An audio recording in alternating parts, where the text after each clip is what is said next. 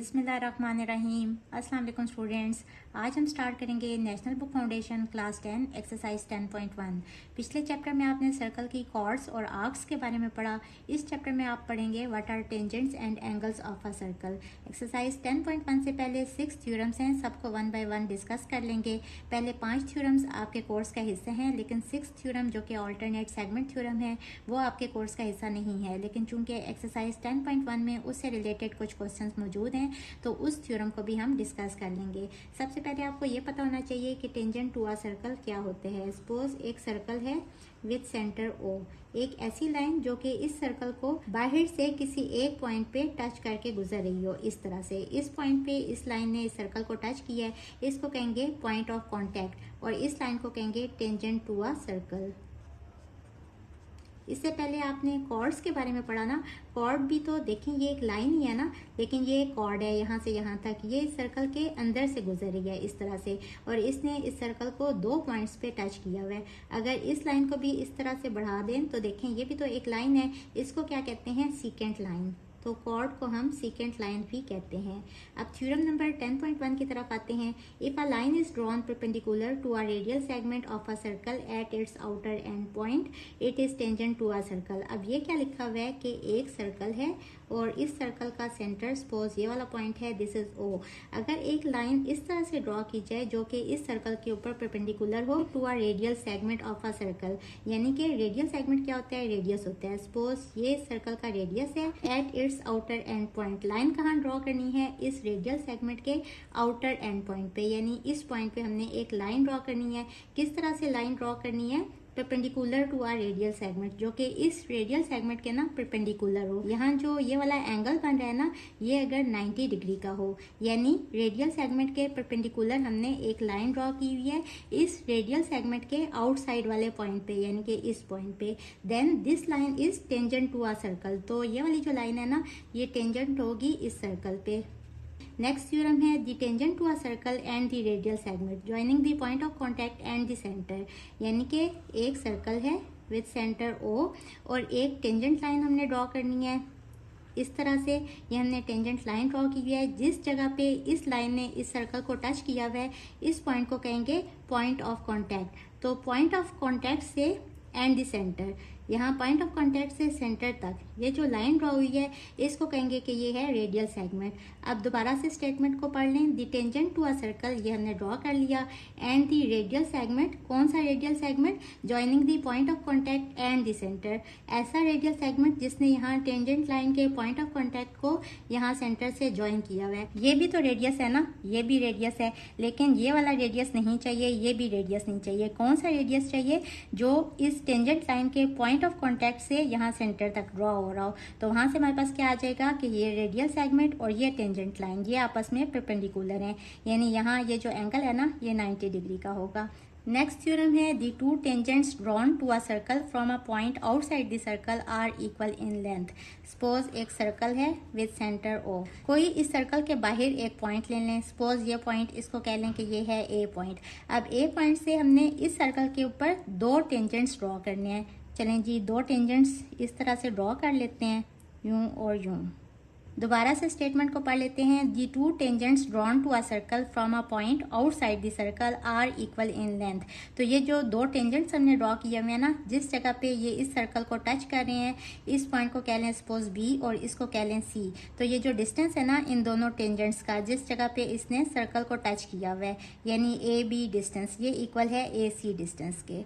ये भी सिंपल सा थ्योरम है। अच्छा, इस थ्योरम से रिलेटेड एक और रिजल्ट भी है। अगर इस सर्कल के सेंटर से एक लाइन इस तरह से इस पॉइंट तक ड्रॉ करें तो ये जो लाइन है ना ये इस एंगल को बाइसेक्ट करेगी। बाइसेक्ट का क्या मतलब होता है कि इस एंगल को 2 इक्वल पार्ट्स में डिवाइड करेगी। अगर गिवन है ना कि यहाँ आउटसाइड आ सर्कल एक पॉइंट है और यहाँ से 2 इस तरह से टेंजेंट्स ड्रॉ हुए हैं, तो वहाँ से हम एक रिजल्ट तो ये लेंगे कि इनकी लेंथ सेम है, यानी ए बी लेंथ इक्वल है ए सी लेंथ के।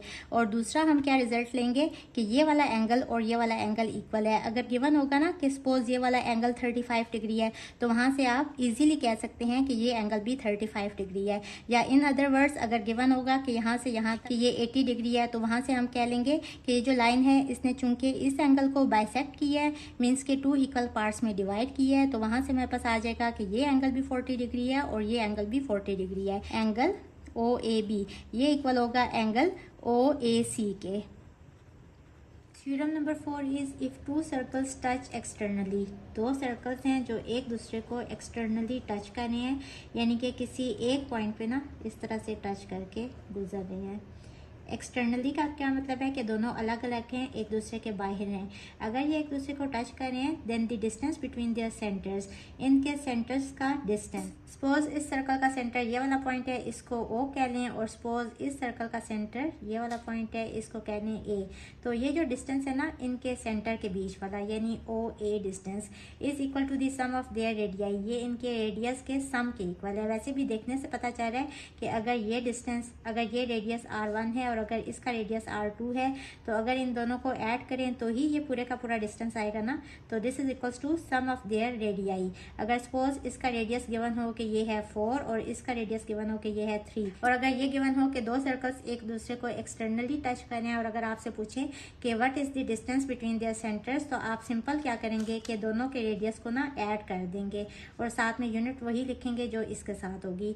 Next theorem is if two circles touch internally. अब यहाँ एक्सटर्नली का लफ्ज यूज हो रहा था, बट इस थ्योरम में इंटरनली, यानी कि अंदर अगर दो सर्कल्स एक दूसरे को टच कर रहे हैं। सपोज ये बड़े वाला सर्कल है, इसका सेंटर ये पॉइंट है, इसको O कह लें और इसके रेडियस को कह लें R1। अब दूसरा सर्कल ना इस पॉइंट पे अगर इसको इस तरह से टच करके बन रहा है, तो इस सर्कल का जो सेंटर है वो ये वाला पॉइंट है और यहाँ से यहाँ तक ये डिस्टेंस कितने हैं R2। तो इनके सेंटर का जो डिस्टेंस है यानी OA, ये डिस्टेंस किसके इक्वल होगा? जाहिर बात है this is equals to the difference of their radii, इनके रेडियस के डिफरेंस के इक्वल होगा। यानी ये डिस्टेंस किसके इक्वल होगा? अगर हम R1 में से ये वाला डिस्टेंस यानी कि R2 माइनस कर दें तो OA इक्वल आ जाएगा R1 माइनस R2 के। सिंपली अगर ये गिवन हो कि दो सर्कल्स हैं, दोनों इंटरनली एक दूसरे को टच कर रहे हैं, अगर एक का रेडियस गिवन हो कि वो है 4 और दूसरे का रेडियस गिवन हो कि वो है 2, और वो आपसे पूछेंगे कि what is the distance between there centre, तो सिंपल आप क्या करेंगे कि दोनों के रेडियस को माइनस कर देंगे। So this is equals to 2 और साथ में जो भी यूनिट होगी वो यहाँ लिख देंगे। Next theorem is alternate segment theorem. An angle between a tangent and the chord of a circle through the point of contact. एक हमें टेंजेंट लाइन चाहिए, सपोज ये टेंजेंट लाइन है और ये जो लिखा हुआ है ना and chord of a circle through the point of contact, यानी कि इस टेंजेंट लाइन का ना जो पॉइंट ऑफ कांटेक्ट है, जिस जगह पे ये सर्कल को टच करके लाइन गुजर रही है, वहां से अगर हम एक chord of a circle draw करें, इस पॉइंट से कोई भी एक कॉर्ड अगर हम इस तरह से ड्रॉ करें इस तरह से, तो जो एंगल बनेगा ना किस किस के बीच में, कॉर्ड और इस टेंजेंट लाइन के बीच में, is equal to the angle in the alternate segment. तो ये इक्वल होगा उस एंगल के जो कि उसके ऑल्टरनेट सेगमेंट में बनेगा। आपको यकीनन समझ नहीं आई होगी। देखें इस कॉर्ड और इस टेंजेंट लाइन के बीच में कौन सा एंगल बन रहा है, ये वाला एंगल, इसको कहने हैं सपोज ये है θ1। अब इसका ऑल्टरनेट सेगमेंट कौन सा है? अच्छा पहले आप पढ़ चुके हैं ना चैप्टर 9 में कि सेगमेंट क्या होता है। सेगमेंट होता है कॉर्ड और आर्क के बीच वाला जो पोर्शन होता है ना, ये वाला पूरे का पूरा ये सेगमेंट है। चूंकि ये मेजर आर्क है तो इस सेगमेंट को क्या कहेंगे, इस पूरे पोर्शन को, इसको कहेंगे मेजर सेगमेंट, और ये कॉर्ड है और ये आर्क है तो इस वाले सेगमेंट को क्या कहेंगे कि ये है माइनर सेगमेंट। अब देखें इसका ऑल्टरनेट सेगमेंट कौन सा है, ये वाला मेजर सेगमेंट। अब ये जो कॉर्ड एंगल सबटेंड करेगी ना, यानी इस सर्कल की बाउंड्री के ऊपर जो एंगल बनाएगी, सपोज इस जगह पे बना रही है या इधर किसी भी जगह पे इस सर्कल की बाउंड्री के ऊपर एंगल किस तरह से सबटेंड होता है कि इस कॉर्ड के ये वाले जो कॉर्नर पॉइंट्स है ना, ये इस सर्कल की बाउंड्री के ऊपर मिलते हैं, तो ये जो एंगल बनता है ना ये वाला एंगल और ये वाला एंगल इक्वल होगा। अगर ये θ1 है, अगर ये गिवन है कि ये 45 डिग्री है तो ये एंगल भी 45 डिग्री होगा, यानी इस एंगल के इक्वल होगा। अब ये एंगल मैंने तो यहाँ ड्रॉ किया ना, आप इस जगह पे भी ड्रॉ कर सकते हैं। और इस तरह से दोनों कॉर्ड्स के कॉर्नर्स को ज्वाइन करें तो यहाँ जो दरमियान में एंगल बनेगा, या इस जगह पे भी ड्रॉ कर सकते हैं, किसी भी जगह पे अगर आप इस तरह से कॉर्ड के कॉर्नर पॉइंट्स को इस सर्कल की बाउंड्री के ऊपर ज्वाइन करेंगे तो दरमियान में जो एंगल बनेगा ना वो इसके इक्वल होगा। इसी तरह से एक और एग्जांपल देती हूँ। ये तो हमने ये माइनर वाली साइड पे छोटे वाला एंगल देखा था ना, इसी तरह अब ये टेंजेंट लाइन है, ये पॉइंट ऑफ कांटेक्ट है। इस पॉइंट ऑफ कांटेक्ट से हमने एक इस तरह से कॉर्ड ड्रॉ करनी है। अब सपोज ये वाला बड़े वाला एंगल, ये वाला, इसको क्या लें, ये है θ2। सपोज ये एंगल है 100 डिग्री के इक्वल। ये किसके इक्वल होगा? अब इस एक सेगमेंट ये है और एक सेगमेंट ये है, लेकिन इस एंगल का ऑपोजिट जो अल्टरनेट सेगमेंट है वो कौन से वाला है? ये छोटे वाला माइनर सेगमेंट। तो ये जो कॉर्ड है ना, ये जिस जगह पे एंगल सबटेंड करेगी, यहाँ भी कर सकती है, यहाँ भी, किसी भी जगह पे इस माइनर सेगमेंट के बीच में। सपोज मैं इस तरह से एक एंगल ऐसे बनाती हूँ, ये इस एंगल के इक्वल होगा। अगर ये 100 है तो ये भी 100 होगा, ये दोनों एंगल्स इक्वल होंगे। अब चलते हैं एक्सरसाइज की तरफ। Question number 1 is find the values of unknown in the following figures. इस क्वेश्चन के 8 पार्ट्स हैं। हर पार्ट में जो भी फिगर गिवन होगी उसमें हमने अननोन की वैल्यू फाइंड करनी है। इस फिगर में आर अननोन है, इसकी वैल्यू फाइंड करनी है। अब देखें पी जो है ना, ये पॉइंट है आउटसाइड दी सर्कल, और पी से दो टेंजेंट्स क्यू पी और आर पी ये ड्रॉ हुए हैं। एक तो हमने ये थ्योरम पढ़ा ना कि इन टेंजेंट्स की लेंथ इक्वल होगी। अगर क्यू पी है 12 तो आर पी भी इक्वल होगा 12 सेंटीमीटर के। और दूसरा हमने कौन सा थ्योरम पढ़ा है कि देखें ये जो है ना, ये रेडियल सेगमेंट है ओ क्यू। तो सिंस ओ क्यू जो है ये रेडियल सेगमेंट है, इसके ऊपर ना, इसके पॉइंट ऑफ कांटेक्ट के ऊपर इस टेंजेंट लाइन के, तो ओ क्यू और क्यू पी ये दोनों आपस में ना परपेंडिकुलर होंगे। अगर तो ये परपेंडिकुलर हैं तो ये वाला एंगल जो है ये 90 डिग्री का होगा। यहाँ से मेरे पास क्या आ गया कि triangle O Q P is a right triangle. अगर तो ये राइट ट्राइंगल है तो यहाँ हम पैथागोरस थ्योरम यूज करते हुए आर की वैल्यू इजीली फाइंड कर सकते हैं। So using Pythagoras theorem hypotenuse. अब इस एंगल के ऑपोजिट कौन सी साइड है? ओ पी, ये हाइपोटेन्यूज है, तो ओ पी का square this is equals to perpendicular यानी कि O Q square plus base यानी कि क्यू पी का स्क्वायर। अब यहाँ वैल्यूज पुट कर दें। ओ पी की वैल्यू क्या है? ओ पी है 13, तो 13 का square equals to O Q radius है which is R square plus Q P है 12, तो 12 का स्क्वायर। 13 स्क्वायर इक्वल होते हैं 169 के, और 12 स्क्वायर इक्वल होते हैं 144 के। इसको इस साइड पे ले आए तो minus 144 equals to R square. यहाँ से आ जाएगा 25 इक्वल्स टू आर स्क्वायर। दोनों तरफ स्क्वायर रूट ले लेंगे तो आर की वैल्यू आ जाएगी इक्वल्स टू प्लस माइनस 5। हमें पता है कि आर क्या है? ये डिस्टेंस है ना, डिस्टेंस कभी नेगेटिव नहीं होता, तो नेगेटिव वैल्यू को हम इग्नोर करेंगे। आर इक्वल्स टू 5 और साथ में यूनिट आ जाएगी सेंटीमीटर की। यही हमने फाइंड करना था, so this is our answer. इसके सेकंड पार्ट में अननोन क्या है? ये डी, ये लेंथ हमने फाइंड करनी है। अब देखिए हमें पता है कि सिंस ओ एम ये रेडियल सेगमेंट है ना, और ये परपेंडिकुलर है इस टेंजेंट लाइन यानी कि एम एल के ऊपर, तो यहाँ से मेरे पास आ गया कि राइट ट्राइंगल है ओ एम एल। क्योंकि ये वाला एंगल 90 डिग्री का है तो यहाँ भी हम पैथागोरस थ्योरम यूज करेंगे। अब इस एंगल के ऑपोजिट ये वाली साइड ओ एल है, इसका स्क्वायर इक्वल होगा O M plus M L के स्क्वायर के। ओ एम का स्क्वायर प्लस एम एल का स्क्वायर। ओ एल इक्वल है डी के, तो D square this is equals to O M है 2 स्क्वायर प्लस एम एल है 6√3 इसका square. This is equals to 4 plus 6 square equal होता है 36 के, और जब 3 का स्क्वायर रूट का स्क्वायर लेंगे ना तो स्क्वायर रूट से कट जाएगा, इसके साथ 3 मल्टीप्लाई हो जाएगा। This is equals to 4 plus 108 which is equals to 112। ये वैल्यू आ गई डी स्क्वायर की। अब दोनों तरफ हम स्क्वायर रूट ले लेंगे तो d की वैल्यू आ जाएगी √112। इसको हम लिख सकते हैं 16 × 7 करके। 16 का जब स्क्वायर रूट लेंगे तो 4 स्क्वायर रूट से बाहर आ जाएगा और √7 और साथ में यूनिट आ जाएगी सेंटीमीटर की। सो ये हमारे पास ये वाली लेंथ अननोन की वैल्यू आ गई। So this is our answer. Question number 1 के थर्ड पार्ट में दो अननोन्स हैं x और y, इनकी वैल्यूज फाइंड करनी है। अब यहाँ मैंने डायरेक्ट ही 8 सेंटीमीटर लिखा हुआ है, लेकिन ये क्यों लिखा हुआ है? हमें पता है कि a एक पॉइंट है जो कि इस सर्कल के बाहर एक पॉइंट है, और इस पॉइंट से ना दो टेंजेंट्स ड्रॉ हुए हैं। कौन कौन से? a b और a c।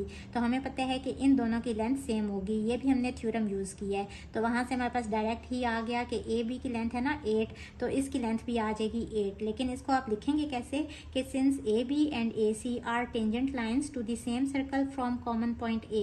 ये दो टेंजेंट पॉइंट्स हैं जो कि कॉमन पॉइंट ए से एक ही सर्कल के ऊपर ड्रॉ हुई हैं, और ये जो कॉमन पॉइंट है ना this is outside the circle, ये सर्कल से बाहर है। यहाँ से हमारे पास रिजल्ट आ गया कि tangents are equal in length, यानी कि ए सी जो लेंथ है ना this is equals to A B length, और ए बी की लेंथ गिवन है 8 सेंटीमीटर और ए सी क्या है, ये है एक्स। तो यहाँ से हमारे पास डायरेक्ट ही आ गया एक्स इक्वल्स टू 8 सेंटीमीटर। अब हमने किसकी वैल्यू फाइंड करनी है, वाई की। अब देखें एक साइड गिवन है, अगर तो दूसरी साइड गिवन होती ना तो हमें पता है कि ये जो रेडियल सेगमेंट है ये इस टेंजेंट लाइन के ऊपर परपेंडिकुलर होते हैं, तो ये ट्राइंगल राइट एंगल ट्राइंगल होती और पिछले पार्ट्स की तरह हम इस पे भी पाइथागोरस थ्योरम यूज कर सकते थे। लेकिन यहाँ अब हम पाइथागोरस थ्योरम यूज नहीं कर सकते क्योंकि यहाँ सिर्फ एक साइड गिवन है। तो हम किस तरह से y की वैल्यू फाइंड करेंगे, हम ट्रिग्नोमेट्रिक रेशियोज यूज करेंगे। कौन कौन सी, sine theta, some people have perpendicular over hypotenuse, cos theta, curly brown hair base over hypotenuse, tan theta, those people brave perpendicular over base. अब देखें हाइपोटेन्यूज जो है ना इस एंगल के अपोजिट ये वाली साइड है, इसकी लेंथ भी गिवन नहीं है। हमें कौन सी दो साइड्स चाहिए, एक ये वाली साइड चाहिए जो कि परपेंडिकुलर है जिसकी वैल्यू हमने फाइंड करनी है, और एक ये वाली साइड ये बेस है, ये गिवन है। तो जिस वाली ट्रिग्नोमेट्रिक रेशियो में परपेंडिकुलर और बेस होगा ना हम उसको यूज़ करेंगे। यहाँ भी हाइपोटेन्यूज है, यहाँ भी हाइपोटेन्यूज है, तो ये वाली ट्रिग्नोमेट्रिक रेशियो यूज़ करेंगे। हम लिखेंगे कि since P B is perpendicular on B A in right triangle, कौन सी, P B A, using trigonometric ratio tan theta perpendicular over base, और थीटा क्या है 30 डिग्री। तो tan of 30 degree equals to perpendicular है P B which is y और base है A B which is 8। Cross multiply करेंगे, यहाँ से आ जाएगा y equals to 8 into tan of 30 degree. हमें पता है tan ऑफ 30 इक्वल होते हैं 1 ओवर √3 के। अगर इसको √3 से मल्टीप्लाई और डिवाइड करें तो यहाँ से मेरे पास आ जाएगा 8 √3 और नीचे √3 का स्क्वायर, यहाँ स्क्वायर स्क्वायर रूट से कट जाएगा। एक आंसर आ जाएगा 8 √3/3 सेंटीमीटर, या फिर this is approximately equals to 4.618 centimetre. So ये हमने दोनों अननोन्स x और y की वैल्यूज फाइंड कर ली। This is our answer. इसके फोर्थ पार्ट में यहाँ एक वेरिएबल अननोन है x, यानी ये एंगल है, इसकी वैल्यू फाइंड करनी है और एक इस एंगल की वैल्यू फाइंड करनी है।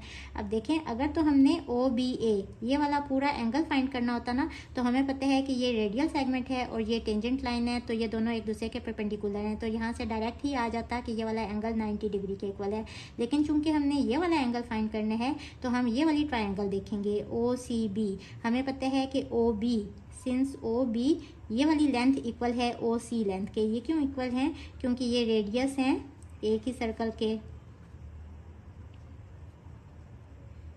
अगर ये दोनों इक्वल हैं तो इनके जो बेस एंगल्स है ना, यानी ये साइड इक्वल है, तो इन दोनों साइड्स के बेस एंगल्स कौन से हैं, ये वाला और ये वाला, ये दोनों भी इक्वल होंगे। अगर ये x है तो ये वाला एंगल भी x होगा। अब अगर किसी तरह से हमारे पास ये वाला पूरा एंगल आ जाए ना तो हम इस वाली ट्राइंगल को यूज़ करते हुए तीनों एंगल्स को ऐड करेंगे और हमें पता है कि इन तीनों का सम इक्वल होता है 180 डिग्री के, तो वहाँ से हमारे पास x की वैल्यू आ जाएगी। अब हमने ये वाला एंगल फाइंड करना है। ये किस तरह से फाइंड करेंगे कि हमें पता है कि OBAC ये एक क्वाड्रिलेटरल है और क्वाड्रिलेटरल के अपोजिट एंगल्स जो है ना वो सप्लीमेंट्री होते हैं, यानी ये वाला एंगल और ये वाला पूरा एंगल, इसका जो सम है ना ये इक्वल होगा 180 डिग्री के। अब हमें पता है कि ये जो लाइन है ये इस एंगल को बाइसेक्ट कर रही है, मीन्स 2 इक्वल पार्ट्स में डिवाइड कर रही है। अगर ये एंगल 25 है तो ये एंगल भी 25 होगा, तो यहाँ से हमारे पास डायरेक्ट ही आ जाएगा।